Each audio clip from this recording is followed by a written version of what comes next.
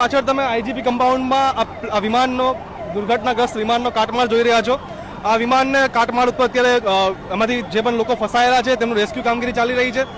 Fire વિભાગની team અત્યારે rescue કામગીરી કરી રહી છે. અંદરથી ઘણા બધા લોકોના મૃતદેહો પણ મળી આવ્યા છે અને ઘણા બધા લોકો જેને હોસ્પિટલમાં ખસેડવામાં આવ્યા છે અને તેમની ઓળખ કરવામાં આવી રહી છે.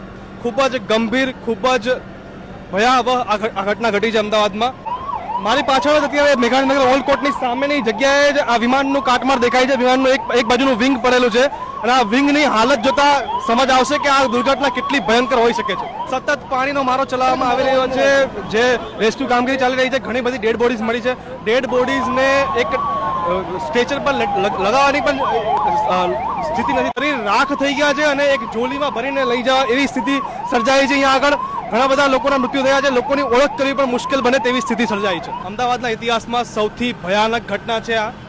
પ્લેનની અંદર 243 લોકો સવાર હતા અને આ પ્લેન લંડન જઈ રહ્યું હતું. અમદાવાદ એરપોર્ટથી ટેક ઓફ થયા બાદ એ મેઘાણીનગર આઈજીપી ક્વાર્ટર આગળ, આઈજીપીના મેદાન આગળ ક્રેશ થયું છે.